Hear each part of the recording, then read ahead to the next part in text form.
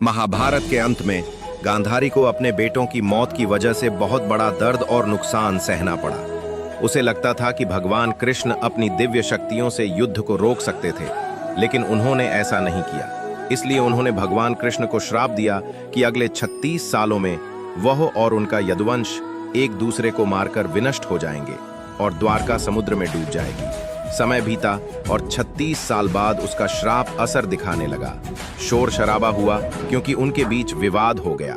उन्होंने एक दूसरे को मारना शुरू कर दिया, जिससे द्वारका का विनाश और द्वारका का समंदर में डूब गई। एक दिन भगवान कृष्ण एक पेड़ के नीचे नदी के किनारे लेटे हुए थे।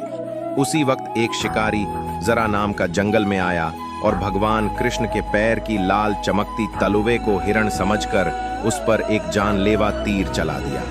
जब उसने देखा कि उसका तीर हिरण का नहीं बल्कि सीधे भगवान कृष्ण के पैर में लग गया है, तो वह बहुत दुखी और पश्चाताप में डूब गया। जैसे ही उसे अपनी गलती का एहसास हुआ, उसने कहा, हे भगवान, कृपया मुझे माफ कर दो। मैंने अनजाने में बड़ा पाप कर दिया है। इस पाप के लिए फांसी भी कम है। तुमने कोई अपराध नहीं किया। तुम त्रेता युग के वानर राजा थे, जिसे मैंने पेड़ के पीछे छिपकर मारा था, जो युद्ध के नियमों के खिलाफ था।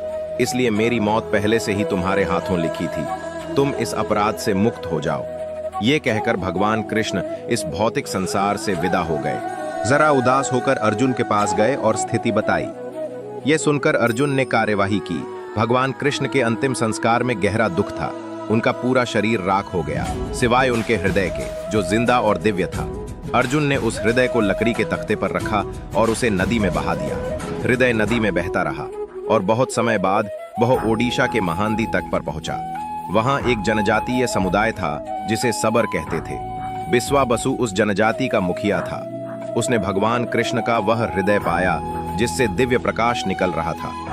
बिस्वा बसु ने उसकी दिव्यता को समझ लिया और वह लोग इसे नीला माधव की मूर्ति के रूप में एक गुप्त गुफा में पूजा करते रहे। इसके बारे में सिर्फ आदिवासी समुदाय को ही पता था, बाकी किसी को कोई जानकारी नहीं थी। उस समय अवंती में इंद्रद्युम्न नाम का एक राजा था। वह भगवान विष्णु का बड़ा भक्त था और हमेशा उस दिव्य देवता को देखने के लिए उत्सुक रहता था। एक दिन एक भटकता हुआ ऋषि उसके महल में आया और राजा से बोला, ओडिशा में भगवान विष्णु की पूजा नीला माधव के भव्य रूप में की जाती है। आपको ओडिशा के अंदर इस पवित्र स्थान का सही पता लगाना चाहिए। राजा इंद्रद्युम्न बहुत खुश होकर राजा ने ब्राह्मण पुरोहित विद्यापति को तुरंत ओडिशा जाने और नीला माधव की खोज करने का आदेश दिया। राजा के आदेश मानकर विद्यापति ओडिशा के लिए निकल पड़े। लंबी और कठिन यात्रा के बाद ओडिशा पहुंचकर विद्यापति को गुप्त स्रोतों से पता चला कि सबर जनजाति के नेता नीला माधव की पूजा एक छिपे हुए गुफा के अंदर करते हैं। विद्यापति सबर द्वीप के महांडी नदी के किनारे जंगल पहुंचे, जहां राजा विश्वबसु ने उनका स्वागत किया। विद्यापति ने विश्वबसु से पूछा, साहब, कृपया मुझे उस पवित्र पूजा स्थल तक ले चलिए। मैं यहाँ बहुत भरोसे के साथ आया हूँ, लेकिन उन्होंने कहा, माफ करना, मैं तुम्हें उस जगह नहीं ले जा सकता। विद्यापति, अब मैं क्या करूं? अगर मैं ऐसे ही वापस गया तो राजा को क्या जवाब दूंगा? मुझे कोई और रास्ता ढूंढना होगा। विद्यापति उसी गांव में रहने लगे। कुछ ही दिनों में वे बिस्वा बसु की बेटी ललिता से प्यार करने लगे और उससे शादी कर ली। शादी के कुछ दिन बाद विद्यापति ने अपनी पत्नी ललिता से कहा, क्या तुम अपने पिता से कह सकती हो कि हमें नीला माधव का दर्शन करवा दें? तुम्हारे पिता तुम्हारी बात जरूर मानेंगे। ठीक है, मैं जरूर कोशिश करूंगा। मुझे अपने पिताजी से बात करनी होगी। ललिता अपने पिताजी से बात करती है, ठीक है, लेकिन मेरी एक शर्त है कि विद्यापति आंख बंद करके जाएगा। विद्यापति शर्त मान लेता है, लेकिन चालाकी से अपने साथ कुछ सरसों के बीज छुपा लेता है। रास्ते में एक छिपी हुई गुफा है। रास्ता याद रखने के लिए हम सरसों के बीज गिराते जाते हैं। गुफा पहुंचकर विद्यापति ने नीला माधव की दिव्य मूर्ति देखी और मंत्रमुग्ध हो गया। शोर शराबा। गुफा से लौटते हुए विद्यापति ने सारी कहानी राजा इंद्रद्युम्न को सुनाई। कुछ महीनों बाद विद्यापति ने जो सरसों के बीज रहस्यमयी गुफा की ओर जाते हुए छिड़के थे, वे अंकुरित होकर पौधे बन गए। राजा विद्यापति उन सरसों के पौधों का पीछा करते हुए नील माधव की दिव्य मूर्ति देखने पहुंचे। जब वे गुफा तक पहुंचे तो वहां कुछ भी नहीं मिला। नील माधव गायब थे। निराश होकर राजा इंद्रद्युम्न के महल लौट आए। उस रात भगवान विष्णु उनके सपने में आए और बोले, शोर मचाओ, इस दुनिया में मैं तुम्हें नील माधव के रूप में दर्शन नहीं दे पाऊंगा। तुम पूर्व में समुद्र किनारे के पास जाओ, एक लकड़ी का टुकड़ा तैरता हुआ आएगा। मैं एक बहुत बड़े खुशबूदार लाल रंग के लकड़ी के तख्ते के रूप में प्रकट होऊंगा। उस लकड़ी के तख्ते पर शंख, चक्र, गदा और कमल के निशान हर जगह दिखेंगे। उस लकड़ी को बाहर निकालो और उससे 3 मूर्तियां बनाओ, तभी तुम मेरी पूजा कर पाओगे। राजा इंद्रद्युम्न ने इस संदेश का पालन किया और पुरी के तट पर पहुंचे, जहां उन्होंने वास्तव में एक तैरता हुआ लकड़ी का तख्ता पाया। लेकिन राजा के नौकरों की अनगिनत कोशिशों के बावजूद उस लकड़ी को उठाने में असफल रहे। आखिरकार जनजाति के नेता की मदद से लकड़ी का लट्ठा महल तक पहुंचा, लेकिन कोई भी कुशल कारीगर उस लट्ठे से नील माधव की मूर्ति नहीं बना पाया। हे राजा, ये लकड़ी इतनी मजबूत है कि हमारे किसी भी हथौड़े और औजार का उस पर कोई असर नहीं होता।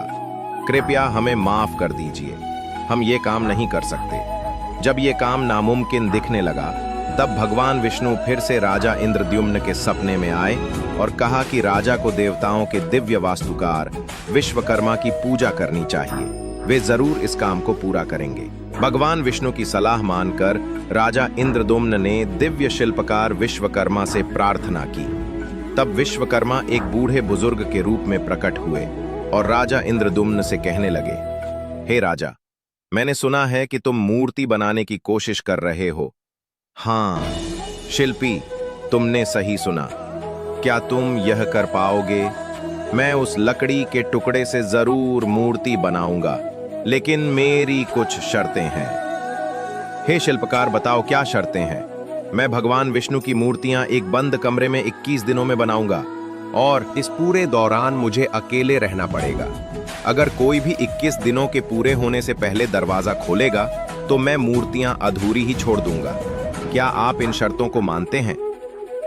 हाँ, मैं आपकी सारी शर्तें स्वीकार करता हूं। कृपया काम आगे बढ़ाइए। विश्वकर्मा ने दरवाजा बंद किया और अपना काम शुरू कर दिया। लोग केवल कमरे से आरी, छेनी और हथौड़े की आवाज सुन सकते थे। 15 दिन बाद जब कोई आवाज नहीं आई तो रानी चिंतित हो गई और राजा इंद्रधूम से बोली, महाराज, शायद मुझे उस कमरे से कोई आवाज नहीं आई। बूढ़ा बढ़ई भूख से मर गया है। हमें दरवाजा खोलना चाहिए किसी अनहोनी से पहले। लेकिन मूर्तिकार ने शर्त रखी थी कि दरवाजा 21 दिन से पहले नहीं खोला जाएगा। लेकिन महाराज, अगर भूख और प्यास से बूढ़े बढ़ई को कुछ हो गया तो हम शर्मिंदा होंगे। हमें दरवाजा खोलना ही होगा। रानी गुंडीचा ने दरवाजा खोलने पर जोर दिया। अंत में दरवाजा खोला गया और पता चला कि भगवान विश्वकर्मा बूढ़े बढ़ई के रूप में गायब हो चुके हैं। पीछे 3 अधूरे मूर्तियां छोड़ गए हैं। राजा इंद्रधूम को बहुत दुख हुआ कि उसने विश्वकर्मा की बात नहीं मानी और शर्त तोड़ी। इसलिए भगवान जगन्नाथ के हाथ पैर अधूरे हैं। जब राजा इंद्रधूम उस आधा बने हुए प्रतिमा के पास गए तो उन्होंने एक दिल की धड़कन महसूस की। एक आवाज भी सुनाई दी, जिससे उन्हें पता चला कि श्री कृष्ण का हृदय इस मूर्ति के अंदर ही रहता है।